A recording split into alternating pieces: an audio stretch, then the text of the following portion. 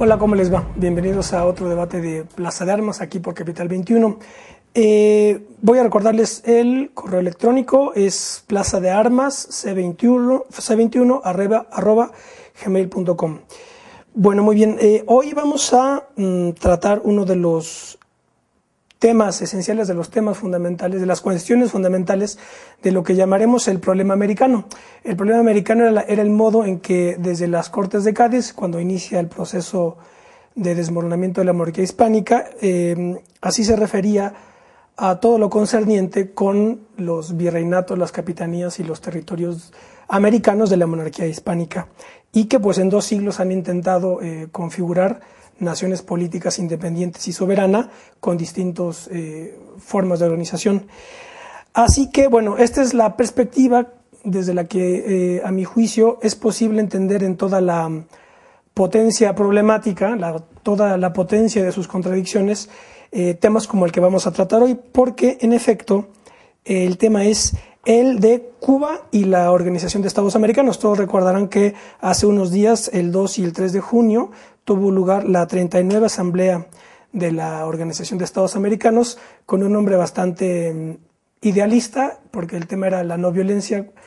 Parecía más bien una cumbre de ONGs más que una cumbre de estados soberanos, pero bueno, en fin, no importa el lema, no violencia, porque en esta 39ª Asamblea se derogó la sanción que desde el 62 había excluido a Cuba de ese organismo, del organismo de estados, de la Organización de Estados Americanos. Así que desde estas coordenadas, digamos, internas de la OEA, pues esto tiene una relevancia significativa. Fueron 47 años que Cuba estuvo fuera de la OEA. Ahora bien, visto desde unas coordenadas externas a la OEA, pues tendrá distintas implicaciones y la importancia puede variar. Así que bueno, vamos a hablar sobre esto. La Revolución Cubana junto con la Revolución Mexicana son dos de los buques insignia de modelos, digamos, como suele decirse, para que dos naciones políticas, precisamente en esta perspectiva del problema americano, se organicen en el siglo XX como naciones independientes y soberanas. Así que pues vaya que Cuba es un problema en el sentido filosófico y un tema muy relevante para todas las repúblicas americanas y el futuro. Bien, vamos a hablar de ello. Y nos acompañan, está con nosotros otra vez Antonio Hernández Curiel, analista político. Él ya estuvo en otro programa con nosotros. ¿Qué tal, Antonio? ¿Qué tal? Y también nos acompaña Ramón Centeno. Ramón, hola. ¿Qué tal? ¿Qué tal? Ramón es estudiante de la maestría en Ciencias Sociales en la Flaxo, Facultad Latinoamericana de Ciencias Sociales, ¿verdad? Muy bien. Bueno, pues vamos para entrar ya en materia. Sépase, la reunión tuvo lugar 2 y 3 de junio. Ahí se deroga la sanción para que Cuba, si lo deseara, se incorporara nuevamente a la OEA. Días después Cuba dice que no, que en todo caso reconoce el gesto, digamos la afrenta histórica que supuestamente se le hizo, pues fue ya retirada, pero no entra a la OEA. Esa fue la posición de Cuba. Ahora bien, para contextualizar las cosas, les voy a ofrecer un mapa geopolítico de organizaciones formales y de bloques políticos para ver cuál es el contexto, digamos, histórico de esta dialéctica de estados, que es lo que está verdaderamente operando. Tenemos, 1919, primer referente, Sociedad de Naciones.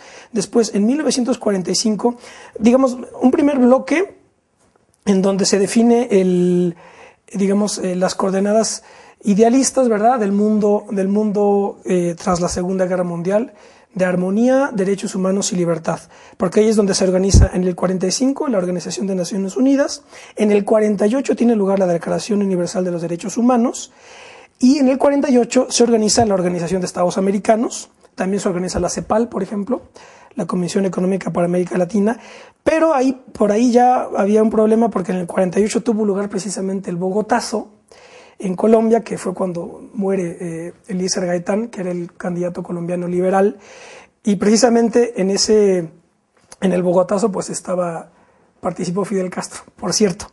Bien, este primer bloque hasta el 48 se definen las coordenadas geopolíticas e ideológicas. Después viene en el 49, las cosas empiezan ya a ponerse más difíciles. El realismo aparece. En el 49 se organiza la OTAN, la Organización del Tratado Atlántico Norte, que es, digamos, el frente militar del bloque capitalista democrático. En el 55, Alemania Occidental entra en la OTAN y, como resultado de eso, el bloque soviético organiza el Pacto de Varsovia en el 55 como el frente militar del bloque soviético. Después, en el 59 tiene lugar la Revolución Cubana. En ese año también se crea el Banco Interamericano de Desarrollo y luego vienen ya los problemas serios. En 1961 Cuba se declara como una república socialista y se incorpora al bloque soviético. En el 61 se organiza el Muro de Berlín y después viene lo que me parece la clave.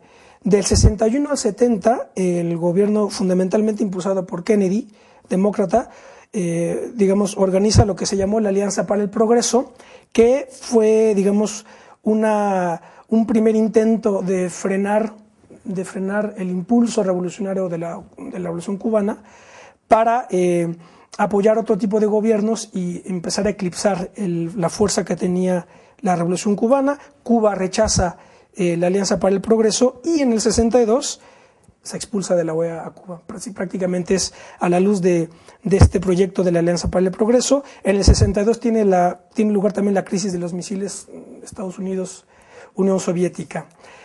Después, multiplicidad de organizaciones se constituyen. En el 73 se organiza la Comisión Trilateral entre Estados Unidos, Europa y Japón. En el 83 se organiza el Grupo Contadora para arreglar los problemas de la guerra en Centroamérica. En el 86 el Grupo Contadora se convierte en Grupo de Río y en el 89 tiene lugar la caída de la Unión Soviética. Y también tiene lugar en el 89 el Caracazo, que es, aquí Antonio nos podrá explicar mejor, un momento crítico del gobierno de Carlos Andrés Pérez. Bien. Segundo bloque, se cae la Unión Soviética. Y viene el tercer bloque, y es cuando ya desaparece el bloque soviético, el enemigo de las democracias capitalistas occidentales liberales, y empiezan a organizarse cumbres aquí y allá. 1991, cumbres iberoamericanas, Cuba incluida. En las cumbres iberoamericanas, por iniciativa de España, Cuba está incluida. En 1994 se organiza las Cumbres de las Américas, por iniciativa de Estados Unidos, Cuba excluida, y con el proyecto fundamental del ALCA. 1999, Hugo Chávez es presidente de Venezuela y organiza la Revolución Bolivariana. Y en 1999 también comienzan a tener lugar las cumbres América Latina, el Caribe y la Unión Europea, organizadas por la Unión Europea, con el propósito de que en 2010, o sea pronto, se organice una zona euro-latinoamericana de libre comercio. Entonces ahí ya vemos distintas iniciativas que quieren tratar de incorporar a su órbita de influencia pues a toda la región americana. En 2004 se organiza la Alternativa Bolivariana para América Latina y el Caribe, mejor conocido como ALBA, como la contrafigura del ALCA. En 2008 se organiza la Unión de Naciones Suramericanas, UNASUR. Y en 2009, precisamente hace unas semanas, se suspende la exclusión de Cuba de la OEA, pero Cuba rechaza entrar a la OEA y también, Estados Unidos permite ya que Cuba, si lo desea, entre, pero organiza otro programa que se llama Caminos a la Prosperidad, que es como una reedición de la Alianza para el Progreso, que es un documento que publicó, de hecho, Hillary Clinton. Yo lo saqué del Universal. Y es la misma idea de toda América unida, etcétera. Bien, este más o menos es el contexto en el que se inscribe todo lo que tiene que ver con Cuba en la OEA y el hecho de que haya estado excluida. Bueno, pues este es el contexto. No sé qué primeras impresiones podrían hacer al respecto, Antonio. Sí, la primera observación quizás de carácter general, yo creo que tiene que ver con el hecho de que en muchos países de América Latina, más o menos a partir de, por poner una fecha, 1998, por situaciones históricas particulares y en verdad específicas de muchos países, me refiero a Venezuela, me refiero a Bolivia, me refiero a Ecuador, a Brasil, a Argentina, etcétera, se puso en marcha un proceso de transformación de la correlación de fuerzas que había imperado en esos países, por decirlo menos, desde los años 80. A raíz de todo ese proceso que implicó sobre todo cambios de gobierno importantes, en algunos casos procesos constituyentes que dieron lugar a transformaciones del régimen político, en fin, todo eso que a veces con cierta superfluidad se suele conocer como el giro a la izquierda, ¿no? En América Latina, tuvo en términos geopolíticos, que es el campo donde vamos a discutir hoy, algunas consecuencias importantes, ¿no? Una de ellas, por supuesto, es el ALBA, otra es UNASUR, la discusión sobre la ampliación del Mercosur y, en fin, un conjunto de procesos que eran de alguna manera una expansión extraterritorial de pautas internas que estaban ocurriendo en cada una de esas naciones políticas. UNASUR es sobre todo iniciativa de Brasil, ¿me equivoco? Sí, sí, Brasil, así ¿verdad? Es, sí. Entonces, digamos, ese era un primer contexto. Ahora bien, lo que ha ocurrido, sobre todo a la raíz del triunfo electoral de Obama en Estados Unidos, es que se ha incorporado, digamos, una nueva variable o un nuevo aspecto que no estaba presente en todo este proceso que he descrito anteriormente. ¿Y cuál es la cuestión? La cuestión es que todo ese proceso de expansión extraterritorial y de unidades organizativas en muchos países de América, sobre todo de América del Sur, pero también de Centroamérica y el Caribe, tenían como presupuesto un rechazo al gobierno de Bush, es decir, al gobierno republicano y a lo que había sido esa política exterior. La cuestión es que el cambio electoral, el paso, digamos, del Partido Republicano al Partido Demócrata en Estados Unidos,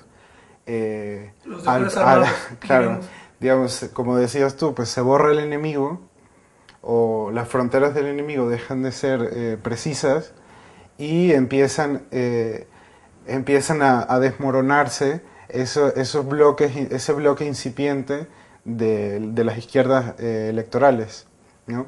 Entonces, ¿qué pasa? Todos esos organismos como ALBA, UNASUR, etcétera, que están un poco yuxtapuestos y sí, que no hay, ¿no? O sea, en efecto, no hay ni una, o sea, aunque se han logrado ciertas cosas, no hay una consolidación organizativa, no hay una idea precisa, una articulación ideológica que los presente como, o sea, que asegure su permanencia en el tiempo, ¿no? No tienen tampoco una perspectiva histórica, ¿no? Es decir, son procesos que, más allá de la importancia que le podemos reconocer, a mi juicio, muestran en sí mismos la coyuntura electoralista en la que han surgido. Es decir, que es precisamente estos cambios de signo político en determinadas naciones.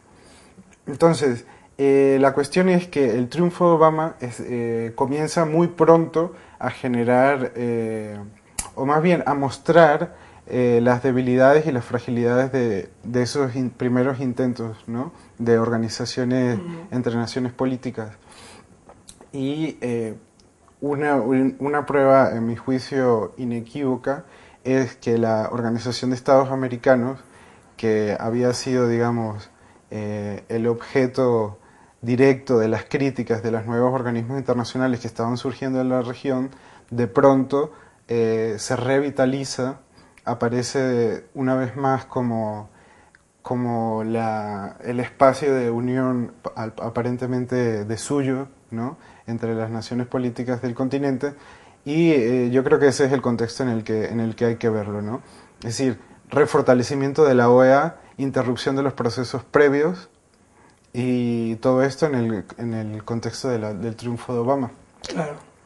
¿No? Como una primera observación. Una primera observación.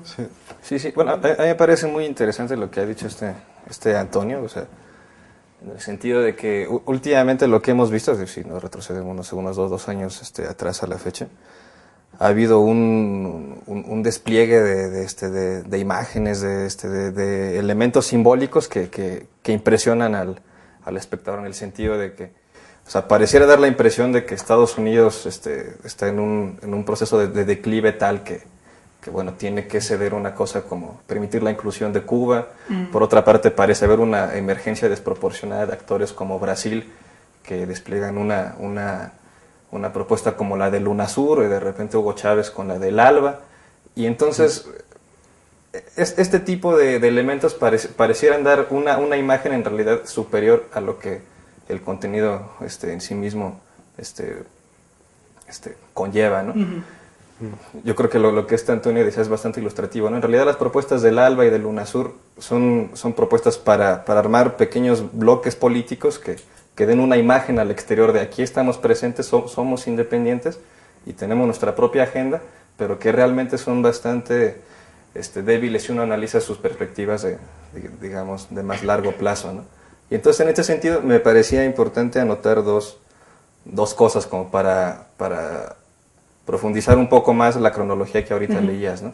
Y esto es, se ha permitido la inclusión de Cuba a la OEA, ¿no? Digamos, ya se levantó el veto, ¿no? Independientemente de que Cuba dice que con la OEA o sin la OEA ganaremos la pelea, y dice, bueno, sin la OEA pues ya la ganamos, ¿no? Como sea, yo creo que lo que hay que intentar responder primero es cómo llegan a digamos, a este 2009, tanto Cuba como Estados Unidos, ¿no? En ese sentido, creo que es bastante interesante justamente analizar la trayectoria de estos dos países que pudiéramos ver en conflicto, que en realidad llegan en situaciones bastante complicadas cada uno, yo creo. O sea, ahí leías tú, ¿no? Cae el muro de Berlín en el 89, ¿y esto qué significa para Cuba? Yo creo que significó un shock tremendo, ¿no? Claro. O sea, se cae el muro de Berlín, con ello se desintegra el Consejo de Ayuda Mutua Económica, que es el bloque económico al que pertenecía Cuba, y con el cual mantenía el 85% del comercio exterior, o sea, una cosa tremenda. O sea, claro, para dar un base dato económica, ¿no? Sí, Sí. sí, o sea, no era un asunto menor. Hay muchos analistas que justamente lo que dicen es la economía cubana estaba en gran medida subsidiada por el bloque soviético, ¿no? Me parece que hay un dato que pudiera dar luz justamente sobre esto, ¿no? Del 90 al 93 cae el Producto Interno Bruto de Cuba en la tercera parte, ¿no? Hay datos más. La cosa es que Cuba ejerce una serie de reformas económicas, sobre todo centradas en 1993, que yo creo que dan un cambio cualitativo en el siguiente sentido. Se permite la entrada de la inversión extranjera directa, lo cual incentiva sin duda enormemente el turismo. Se permite la entrada de remesas a la isla, entonces cubanos radicados en el exterior pues pueden mandar remesas acá. Y bueno, y reformas al campo, la posibilidad de que cubanos así a nivel individual pudieran poner un negocio, pues. Y que en realidad no ha logrado recuperar la economía a los niveles previos al 89. Hay una medición según la cual los salarios reales de los trabajadores en el sector estatal siguen estando 30% debajo del nivel de 1989, ¿no? Entonces, bueno, esa es la situación de Cuba, ¿no? Yo creo que la situación de Estados Unidos me parece muy interesante, no sé, Antonio, justamente... ¿a qué respondería una medida de Barack Obama como la de permitir la inclusión de Cuba, ¿no? Y yo creo que es una primera lectura, yo creo que por ahí le podemos entrar. Aunque no digamos, no retiran la cláusula de que tiene que, la cláusula de los derechos humanos, que es la punta de lanza de...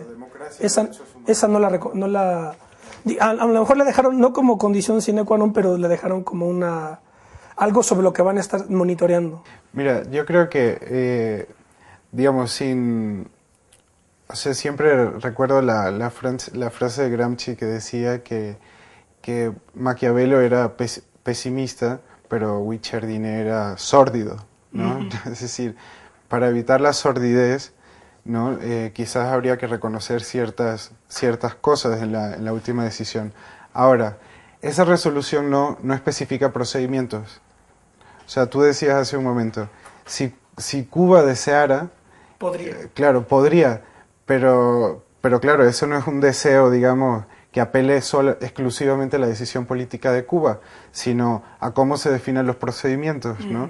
¿Por qué? Porque, por ejemplo, la razón, digamos, formal por la que Cuba fue expulsada de la OEA fue el marxismo-leninismo.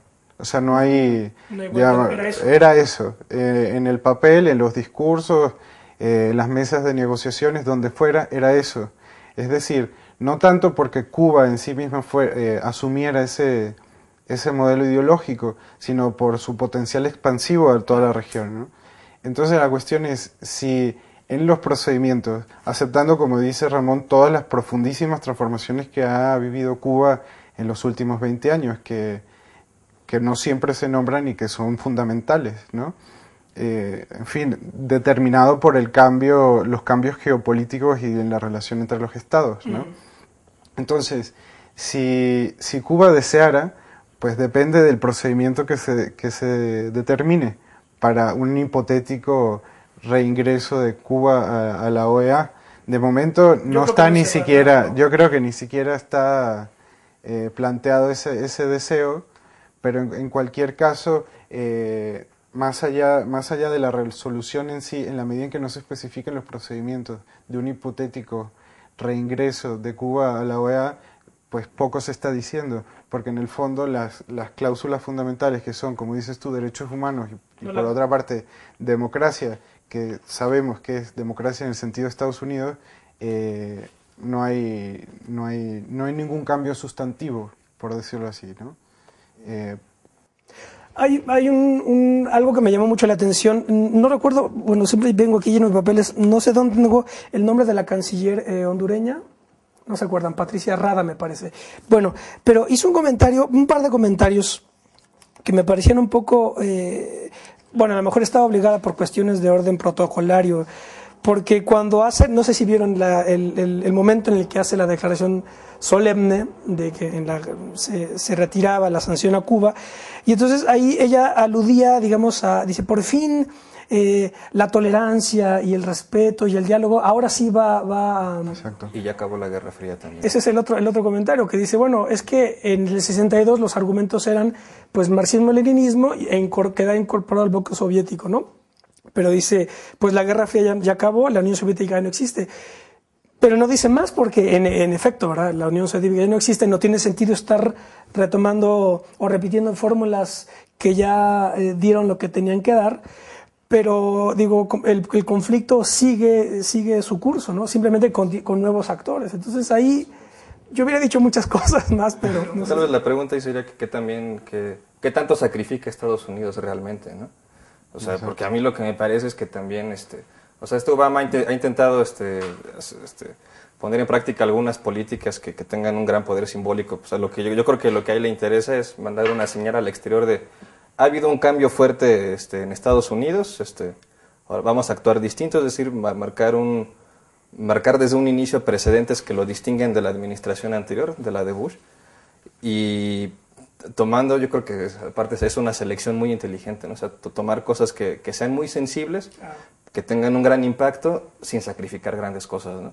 Y entonces Que son Cuba y Palestina. Claro, puede proponer o puede decir, bueno, es hora de cerrar Guantánamo, pero no va a dejar de financiar el Estado de Israel, ¿no?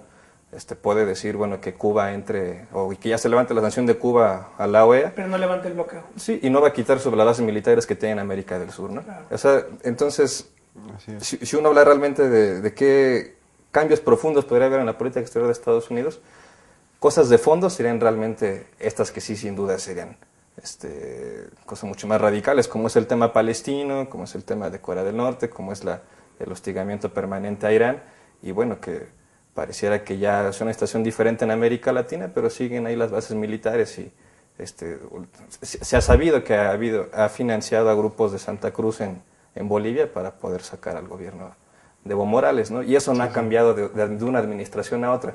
Sigue empantanado en Irak, ¿no? Cada que puede incrementa los plazos para sacar todas las tropas. Al principio decía, las voy a sacar completamente y luego cada vez fue matizando más, bueno, pero hay que dejar una fuerza residual, o sea, no hay que ser irresponsables, de modo que tal vez por ahí se pudiera entrar en la discusión en el sentido de, en realidad, ¿qué tanto sacrifica Estados Unidos? Y más bien es un despliegue mediático para intentar generar una impresión distinta. Yo creo que para hacer como un análisis crítico sobre lo que empieza a ocurrir a partir del gobierno de Obama, es imprescindible, digamos, quitarnos de la cabeza toda la telaraña de la retórica liberal, ¿no? Es decir, la política de seguridad de Estados Unidos permanece, los objetivos militares que la sustentan también.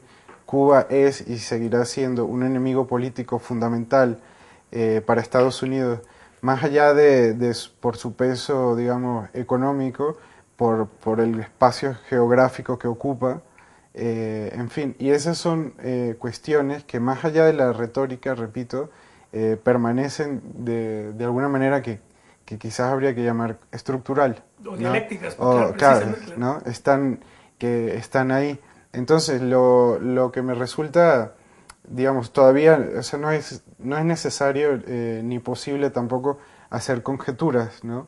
De hacia dónde va este proceso, ¿no? A partir de la cuestión de la OEA.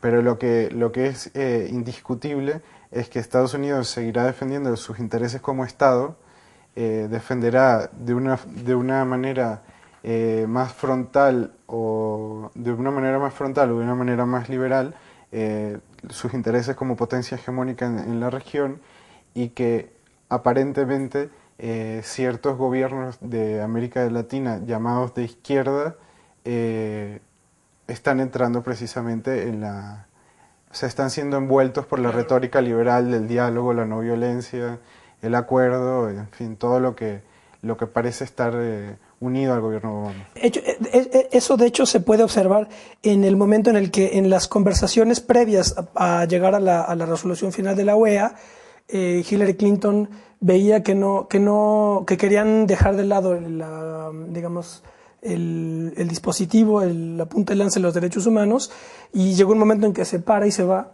y dice no se va a llegar a ningún acuerdo, y ya preparaba su salida para el Cairo para alcanzar a Obama aunque al final después la resolución sí se sacó, pero dejaron la cláusula de los derechos humanos ahí.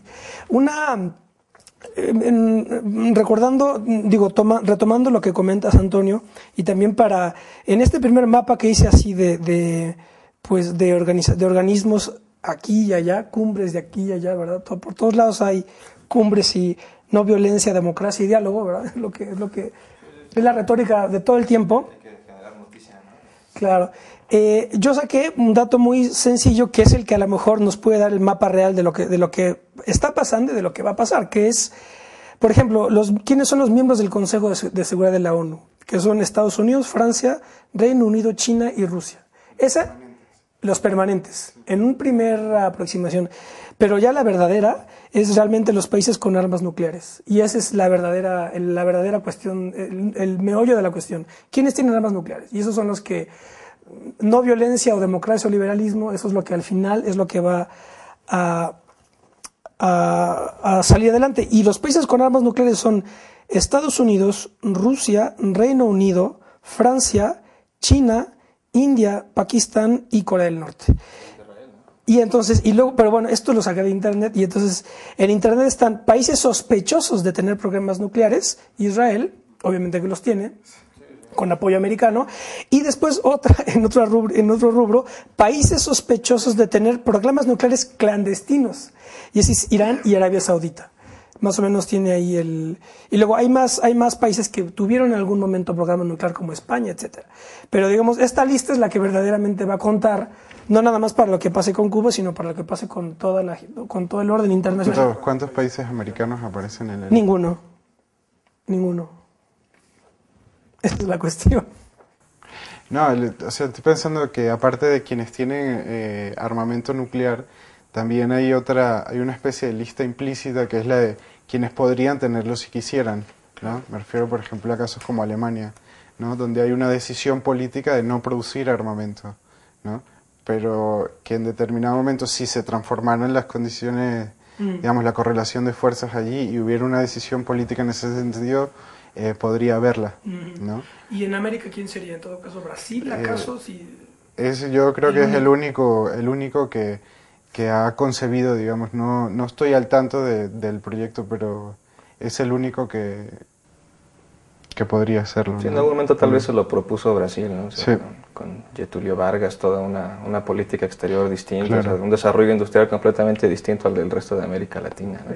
O sea, produciendo aviones, biotecnología, pues bueno, pues es quien más factiblemente podría tenerlo, ¿no? Pero Ahora aquí el asunto es el siguiente, que habiendo dicho esto, digamos, teniendo ya el mapa real de las cosas, bueno, además aquí habría que poner los datos económicos, pero realmente pues es la misma lista, me imagino, ¿no? No tengo el dato concreto, ¿verdad?, de PIB de Estados Unidos, pero si se ponen aquí la potencia económica de cada uno de estos países, pues yo creo que la lista es la misma.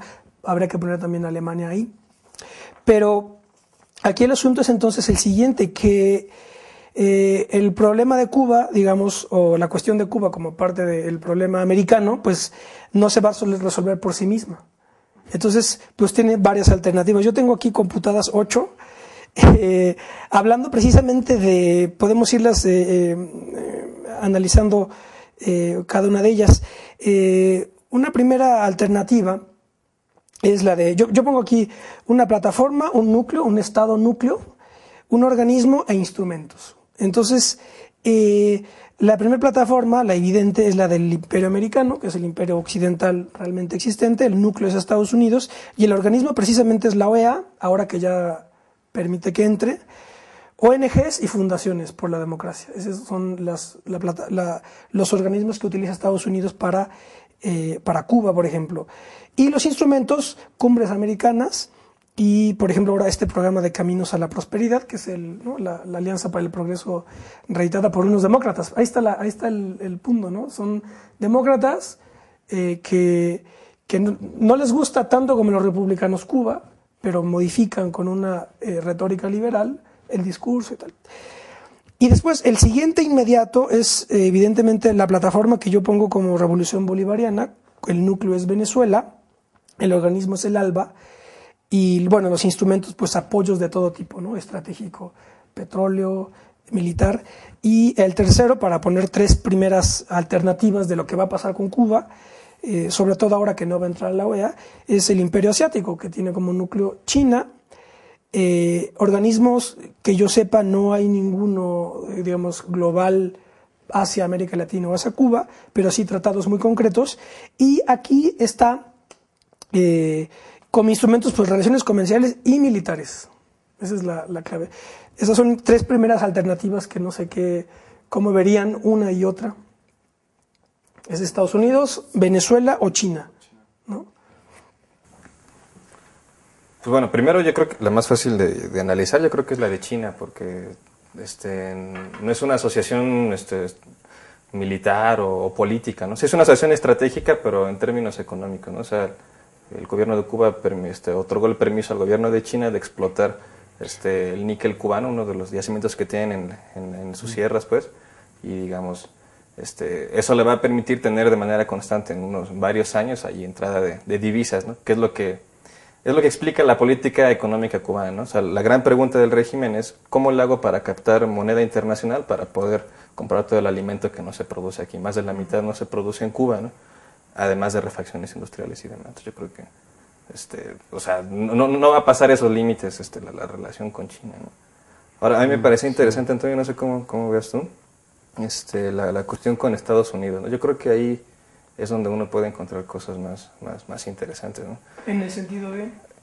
En el sentido de que creo que ha habido cosas que han cambiado en Estados Unidos. Es decir, si la mayoría de la derecha cubana que fue exiliada por motivos de la revolución no se hubiera ido a Estados Unidos y no hubiera ganado posiciones en un estado clave como Florida, que tiene gran representación electoral y bueno, toda esta élite cubana pudo generar senadores y diputados en las cámaras legislativas de Estados Unidos, yo creo que la política habría sido distinta. Es decir, un caso similar al de Cuba, pero con un desarrollo distinto, fue el caso de Vietnam, ¿no? Hubo una guerra, hubo demás, y sin embargo ha logrado cooptar, digamos, al régimen vietnamita, que ya no es un régimen beligerante, no está financiando guerrillas en ningún lado, se considera que ya es un país capitalista, o sea, ya hubo una transición ahí, y tiene relaciones comerciales y diplomáticas muy cordiales con Estados Unidos, ¿no? Yo creo que eso es lo que desearía Estados Unidos en el largo plazo, pero no lo ha podido hacer porque tiene haya enquistado este sector de políticos cubanos que están, o sea, que también escriben al menos una porción de la política exterior de Estados Unidos. Sin embargo, yo creo que Obama puede hacer algunos cambios justamente por lo siguiente. Salió un artículo muy interesante durante la última fase de la campaña electoral en el New York Times, revelando cuáles eran las actitudes y percepciones de la segunda generación de cubanoamericanos, ¿no? Es decir, los cubanos más jóvenes, digamos, de 30 años para abajo, ¿no? Y esta encuesta lo que revelaba es que este sector de cubanos estaba en favor de una aproximación distinta a Cuba, es decir, querían viajar a la isla, y una cosa muy importante, también querían la libertad para poder invertir en la isla, ¿no? Es decir, un sector apostando por una aproximación política distinta a la isla, que me parece que es la que le permite a Obama... Que ya no necesariamente se define por su anticastrismo... No, porque además mayoritariamente votó por Obama, o sea, justamente pensando en, ya no hay que ponerle un alto a la política de Bush, no hay que parar ese tipo de hacer política exterior, ¿no? Entonces, ahí me parece que es donde podemos encontrar cosas más interesantes, porque además también Cuba requiere divisas, ¿no? Claro. O sea, en la retórica se pueden decir muchas cosas el uno al otro, pero Cuba, la mayoría de los alimentos que importa, los importa de Estados Unidos. O sea, ahí. Sí, bueno, te quería hacer como un comentario sobre el ALBA, el núcleo venezolano, ¿no? Que era una de las opciones que planteabas, y vincularlo con otras dos cosas, uno Brasil y otro México, ¿no? Para mirar, digamos, o sea, aparte, o sea, dejando de lado por un momento Estados Unidos, en el resto de América, los, digamos, grandes estados son sin duda Brasil y México. Entonces, o sea, lo que sería interesante es analizar cuál ha sido la trayectoria geopolítica de los últimos 20 años de cada uno de esos dos estados y, digamos, ver en qué direcciones van. O sea, lo digo por una razón muy concreta, y es que, a mi juicio, las limitaciones del ALBA y de esa agrupación que gira en torno a Venezuela y en parte también Cuba, tienen que ver con, digamos, cuestiones de potencialidad de arrastre. ¿Qué quiero decir con eso? Que, por ejemplo, Venezuela no tiene la capacidad suficiente como para arrastrar a un país como Brasil o Argentina a una organización como el ALBA. Entonces, si... A pesar de que estén, ¿no? A pesar de que estén o se solidaricen o participen, no pueden formar parte constitutiva de esa... hacerlos girar en torno de ellos, ¿no? Claro, Venezuela no tiene esa capacidad de arrastrarlos, por eso es lo que quiero decir.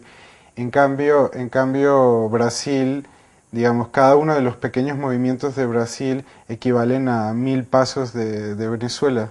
Sí me explico, o sea, por poner un ejemplo, el ALBA existía antes de lo que ocurrió el año pasado en Bolivia, en Pando. El ALBA existía y a el ALBA pertenece Bolivia, en fin, y todos esos países estaban sin ninguna duda apoyando a Evo Morales y a ese gobierno.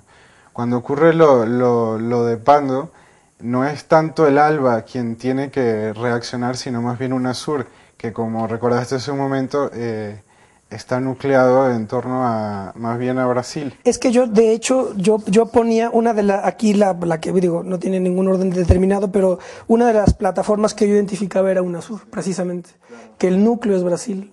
Y ahí yo creo que Brasil no quiere quedar subordinado del todo hacia Venezuela, ¿no? Y no lo va a hacer.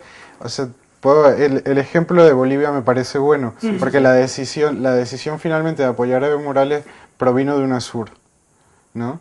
Y contaba con el apoyo de Brasil, por supuesto, ¿no? Y la otra cuestión tiene que ver con un acontecimiento también reciente, que es que Venezuela, el gobierno de Chávez lleva ya años intentando entrar en el Mercosur como miembro de pleno derecho, pero Brasil es con Brasil con quien encuentran la principal traba, y hasta que Brasil no ceda o no imponga sus condiciones o se llegue a un tipo de acuerdo, no hay manera. Ese tema me ¿no? parece bien interesante, ¿no? Porque justo cuando estaba desarrollándose este intento de... Bueno, así se le calificó, ¿no? Porque más allá de que fuera así, ¿no? De que era un intento de golpe de Estado en la media luna boliviana en contra del gobierno radicado en La Paz de Evo Morales, ¿no? En esos días se entrevistan a un diplomático muy importante de Estados Unidos, creo que era Richard Holbrooke, que fue muchos años embajador de Estados Unidos ante la ONU. Y la cita textual era así: aquí el único que puede poner orden es Lula. O sea, quien tiene mayor chance de definir la agenda en América Latina y que cuando haya conflictos ponga orden es sin duda Brasil. Lula. Sí, Brasil, ¿no? Por todo el peso económico, social, político. O sea, bueno, uno puede analizar las causas, pero sin duda o sea, hay quienes lo califican de subhegemón, de subimperialismo. Claro. O sea, los nombres es lo de menos, lo interesante es aquí. Bueno, no necesariamente. Es qué realidad es la que se intentan referir, ¿no? Es decir, hay algo distinto en Brasil respecto a años anteriores y sin duda no se utilizan ese tipo de calificativos con Venezuela que su capacidad de aglutinamiento, como dice este Antonio, es bastante más limitada. Tal vez el tema es ese, ¿no? ¿Qué tan... Y, bueno, o sea, mira, solo un dato. La zona de influencia de ALBA es básicamente el Caribe, Centroamérica y la región andina. Es decir, ahí se choca de frente con México por arriba y con el resto de Sudamérica por otra parte.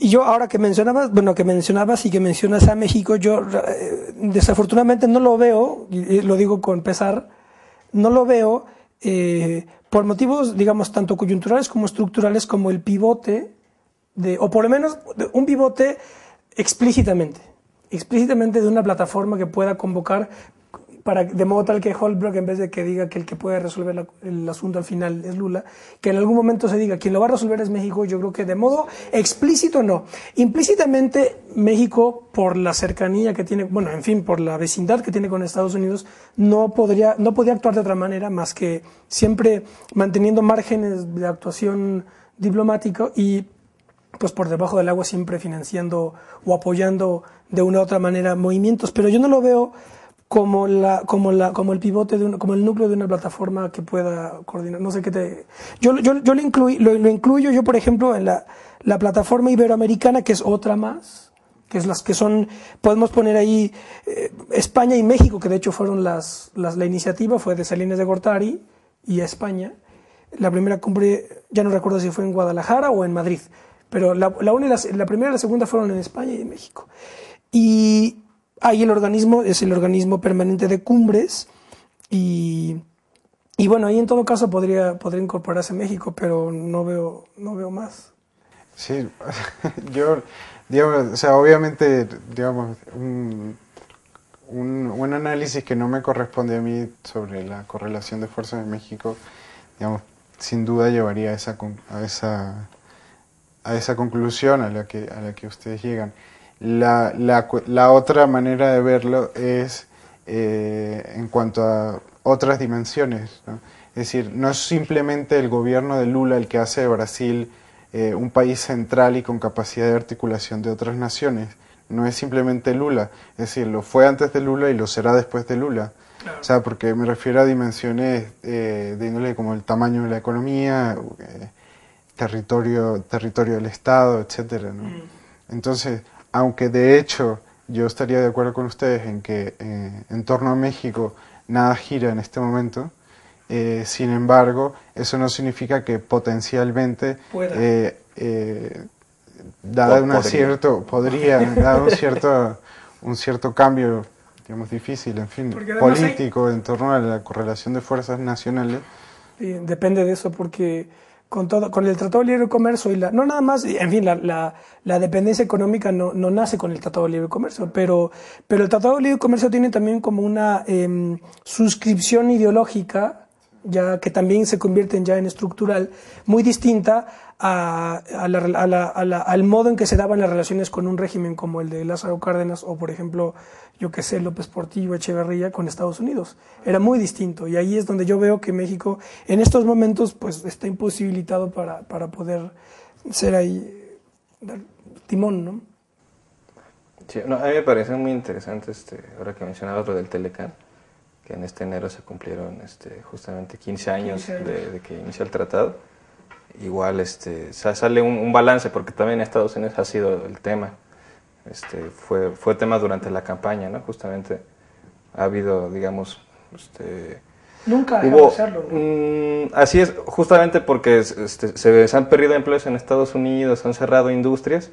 La percepción que se tiene de ese hecho es que se debe al Telecán, independientemente de que en realidad son más las empresas estadounidenses que se han ido a China o a otros, o a Asia, ¿no? O sea, en realidad el peso del Telecán en la economía estadounidense no es tampoco enorme. Sin embargo, es lo que tiene un poder simbólico muy fuerte, porque es lo que la mayoría de la gente ubica en Estados Unidos, ¿no? Es el Telecán. Si cierra, se va para México, ¿no?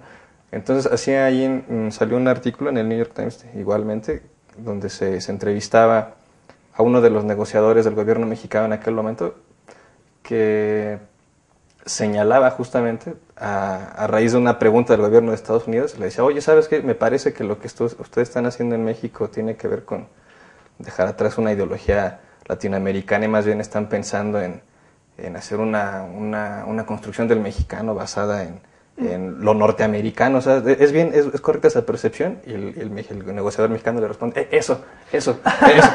Justamente es esa, ¿no? O sea, así de, por ahí va, qué bueno que ya me resolviste la inquietud. Es decir, yo creo que ese tipo de bueno, eso es totalmente anecdótico, y tampoco lo tomemos así como pues que solo negociadores, pero sin duda refleja qué tipo de procesos hay y por qué no hay una política exterior mexicana así independiente, que pudiera nuclear, o sea, porque tampoco, o sea, tal vez potencialmente, como dice Antonio, pudiera ser, ¿no? Pudiera nuclear por el tamaño del país, la economía, el peso simbólico, pero no hay la intención, ni el proyecto, ni las ganas, ¿no? Mira, y por ejemplo, para pensar en una figura en donde podría estar compendiado estos grandes planteamientos, podemos, por ejemplo, pensar en don Jesús Silva Herzog. Don Jesús, no los que vienen después. Don Jesús Silva Herzog fue, en fin, entra a la revolución con Eulalio Gutiérrez en San Luis y dice, yo me hice de izquierda por Eulalio Gutiérrez, que fue el presidente en la Convención de Aguascalientes del 14, él queda como presidente, pero en fin, Carranza lo desconoce, etcétera. Bien, Jesús Silva Herzog se hace revolucionario con Eulalio Gutiérrez, y después es uno de los que más contribuyó a la expropiación petrolera, incluso en la redacción de los trabajos. Se incorpora a todo el régimen, digamos, cardenista nacional revolucionario, pero organiza la revista Cuadernos Americanos, que la conocerán, recordarán, que la organiza con Ortiz de Montellanos, con León Felipe y con otros tantos que ya no recuerdo. Pero ahí estaba, en este personaje, la idea de nacionalismo revolucionario, un economista considerado de izquierda, incluso autodenominado como socialista, pero también con esta revista que es fundamental, que es Cuadernos Americanos, también la perspectiva era totalmente hispanoamericana. Incluso España defendían a la República, etcétera. Ahí hay una figura en la que se puede pensar. Y había una tradición del gobierno mexicano, justamente, además, de tener de alojar exiliados, bueno, esta política que conocemos, ¿no? O sea, fue el único país latinoamericano que no rompió relaciones con Cuba cuando se incorpora este veto en la Organización de Estados Americanos. Había una tradición, y yo creo que esta tradición se ha minado bastante. O sea, ha habido el caso de un, bueno, no sé si hace apenas 2 semanas que se expulsó del país a un académico colombiano que estaba haciendo su postdoctorado en la UNAM, sí, en condiciones, digamos, normales, o sea, correspondientes a la tradición mexicana.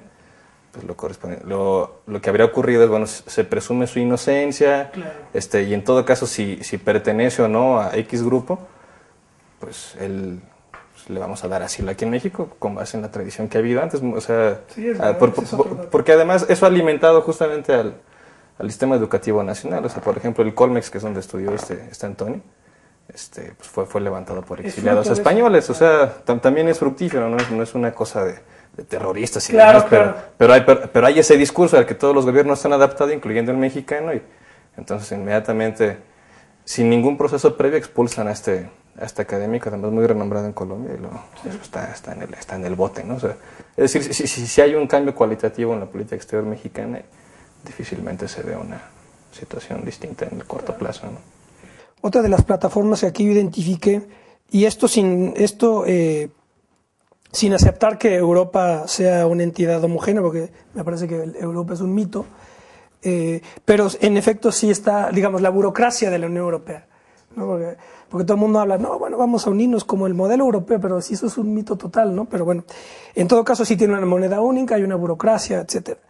Ese es otro bloque que me parece que tiene como núcleo a Francia y Alemania, como motores económicos y militares Francia, que tiene armas nucleares, y ellos tienen las cumbres de Unión Europea, América Latina, que ya lo comenté hace rato, y ellos también, pues me imagino que tienen mucho interés. Creo que Gerard Depardieu tiene muchas inversiones en Cuba o algo así, ¿no? Podríamos pensar en... Puede ser, porque o sea, justamente cuando se permite la entrada de inversión extranjera directa a Cuba... Francia es de los... bueno, sí, en general europeos, ¿no? Claro. Pero más que Francia, España, ¿no? O sea, y España nunca ha soltado de la agenda una política como de acercamiento con Cuba, con variaciones y demás, pero, claro. Pero es que hay una estadística, o sea, se supone, según creo que, híjole, se me fue el nombre, un analista cubano señala que 1 de cada 3 cubanos tiene un abuelo español, ¿no? Entonces, es así, sí se ha habido una relación distinta. Bueno, ya es que España ahí tiene un papel muy singular, porque él está en la plataforma iberoamericana, fue iniciativa española, y también desde el punto de vista de la Unión Europea es considerado como el puente con Iberoamérica y todo esto, toda esta retórica. Y otra plataforma también importantísima, pues es la de Rusia como ex Unión Soviética. Ella misma es una plataforma geopolítica, a mi juicio, y bueno, pues también tiene tratados específicos, no tiene ninguna plataforma así ideológica para América Latina, sino tratados muy puntuales. Y la octava que yo tengo, para ya terminar con esta tabla, aunque también creo que ya nos quedan algunos minutos, está la plataforma islámica, que ahí tiene, me parece que a Irán como núcleo, aunque también es bastante difuso, pero con el activismo de Venezuela y de Hugo Chávez, ahí la plataforma islámica también puede comenzar a tener más presencia en Cuba. En Venezuela ya de hecho la tiene. No sé qué Esta es la más problemática, a mi juicio, la islámica. Sí, el asunto es más bien, digamos, cómo en el caso particular de Venezuela el gobierno de Chávez ha intentado, para separarse de Estados Unidos, buscar otro tipo de alianzas, ¿no? Bueno, la base de todas esas alianzas, y en buena medida de toda la política exterior venezolana, es sin duda el petróleo, y eso, digamos, lo coloca inmediatamente a Venezuela dentro de una relación muy estrecha, que no es nueva, que no empieza con Chávez, ¿no? A través de la OPEP con el mundo árabe, ¿no? Y también, pero no solo con el mundo árabe, sino también con Rusia, que es o sea, creo que no siempre se discute lo suficiente las relaciones que ha ido estableciendo Venezuela con Rusia en los últimos años, que hay un intercambio incluso de índole militar. Claro. Y en algún momento, digamos, cuando el último incremento acelerado del precio del petróleo, una alianza entre Venezuela y Rusia respecto al precio petrolero fue determinante, porque, por ejemplo, la que tú llamas la plataforma europea, de la burocracia europea, depende en buena medida del petróleo y el gas de aquel lado, ¿no? Sí. Entonces, digamos, a través de cuestiones económicas fundamentales, en el caso de Venezuela casi exclusivamente el petróleo y derivados, sí es cierto que Venezuela ha ido, digamos, buscando espacios, ¿no? con otras plataformas. Pero todo eso responde finalmente a la incapacidad del propio Estado venezolano, sin duda, y a la inexistencia de otros mecanismos regionales, ¿no? Esto, bueno, con esto dejamos ver que lo que dijo, caray, se me fue el nombre y no lo busqué, de la canciller hondureña, claro, a la que respetamos muchísimo. No, pero es que se me fue el nombre y ya se me olvidó buscarlo además, pero lo que quiero decir es que, pues, obviamente lo de la globalización, así dicho en abstracto, no explica absolutamente nada, y como dije al inicio, pues, esta 39 Asamblea de la OEA sí tiene un significado importante, en tanto que termina con esa posición esgrimida desde el 62, pero saliendo de ser esas coordenadas, y aunque no sigue existiendo la Guerra Fría, como dijo la canciller hondureña, pues aquí tenemos por lo menos 8 posibles alternativas de plataformas geopolíticas con núcleo, excepto Venezuela, España y Brasil, son plataformas con estados que tienen armas nucleares, que ese sería, digamos, la conclusión, ¿no? Que el futuro tanto de Cuba depende del modo en que pueda aliarse o respaldarse, toda vez que sobre todo no va a entrar a la OEA, depende de cómo vaya a aliarse con estas plataformas, ¿no? Y que siga pasando con Estados Unidos. No sé qué comentario les merezca para a lo mejor ya ir cerrando el programa mientras yo busco el nombre de la canciller. No, pues Antonio. No, en fin, la situación...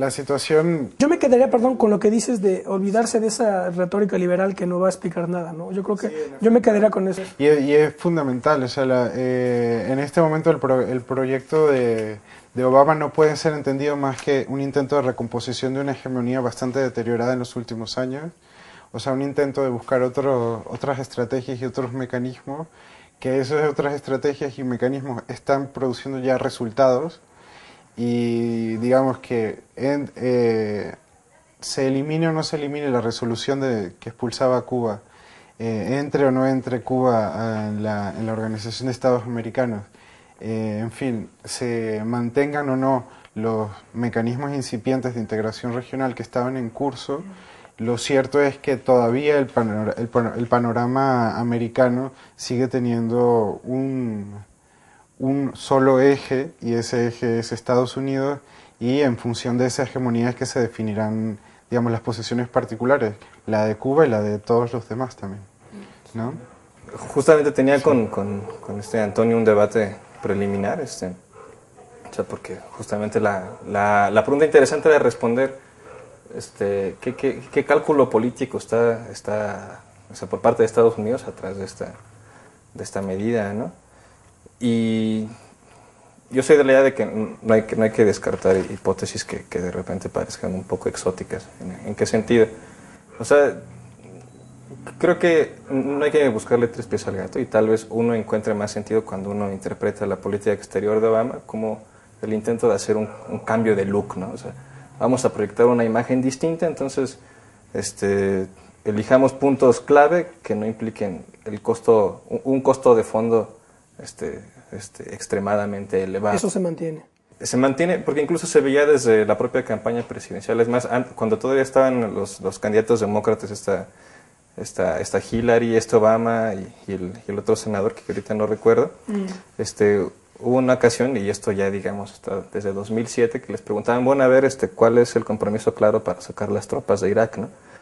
Y los 3 hablaban de dejar una fuerza residual ahí por 10 años, es decir, desde un principio se ha visto que lo que iba a ocurrir ahí era nada más un cambio en algunas cosas que no fueran necesariamente clave, pero en las cuestiones de fondo, Obama no creo que tengamos que esperar mucho mayores cambios, ¿no? Claro. Para mí, más bien lo interesante va a ser cuáles son los cálculos políticos que se van a hacer desde la Habana, ¿no?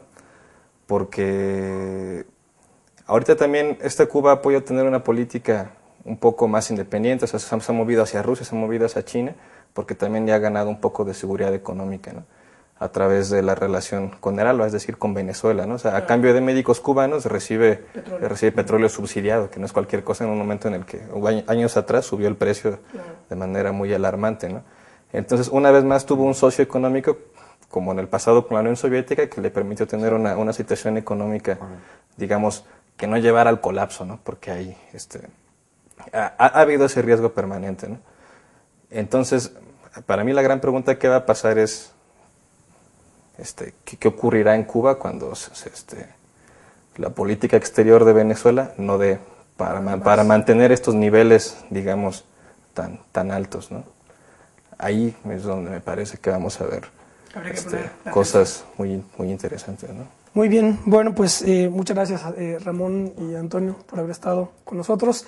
Esperamos haber sido pues más o menos claros y que tengan un panorama pues histórico y más realista, más allá de la retórica diplomática, para saber qué es lo que va a pasar con Cuba y cómo interpretar esto que sucedió hace unos días. Así que bueno, pues nos vemos la próxima semana. Bueno.